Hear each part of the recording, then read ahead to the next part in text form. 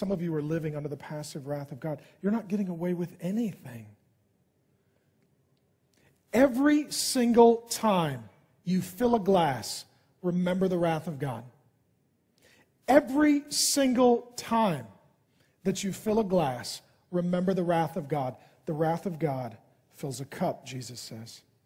Just like you and I, we always fill cups. Well, there's another cup that we will not see till the end that we're all filling.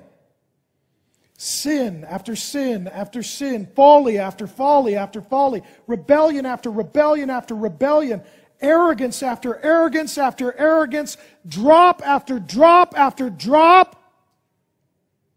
And God lets us fill the cup. And all of our sin goes in, and then in the end, God pours out His wrath. And His wrath is commensurate with our sin.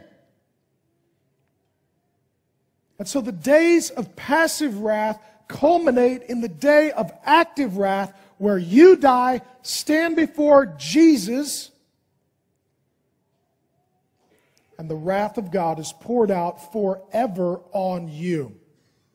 And the Bible uses words like grinding of teeth and the shedding of tears.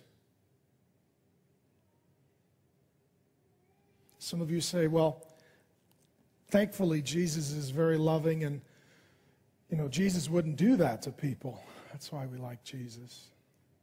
No, this is what Jesus is going to do to people. Don't let your hippie, hacky sack Jesus be a replacement for the King of Kings and the Lord of Lords. Revelation 14, 9 and 10 says, He too will drink of the wine of God's fury, which has been poured full strength into the cup of His wrath. He, and that might be you, friend, will be tormented. That's physical suffering, with burning sulfur in the presence of the holy angels and of the Lamb, in front of Jesus, who oversees hell. Satan doesn't rule hell. Jesus does. Satan is tormented in hell. How long will this last? The smoke of their torment rises forever and ever.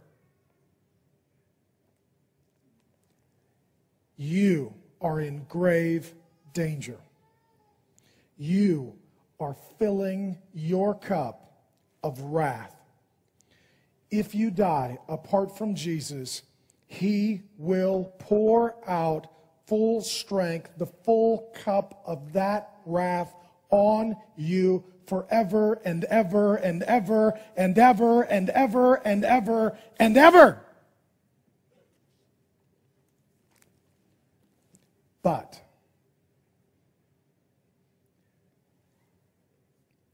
Jesus also drank a cup. Jesus drank a cup.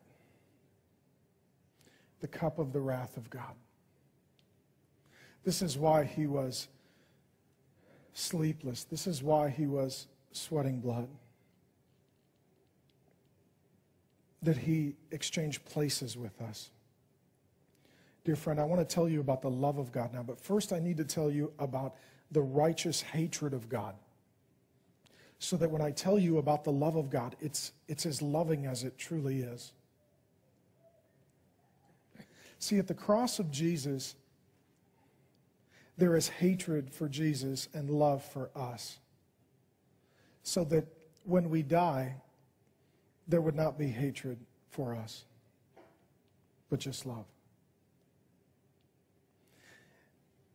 That Jesus is God among us, that Jesus became one of us, that Jesus lived the life we've not lived, that Jesus died the death we should die, and that on the cross, the wrath of God was poured out on the Son of God. To say it another way, Jesus took the cup on the cross and drank every single drop of the wrath of God, and He endured it. This was physical, emotional, spiritual, mental suffering to a degree that is incomprehensible when God made Him who knew no sin to become the sin of the world, so that in Him we might become the righteousness of Christ. Jesus died the death that you and I should deserve.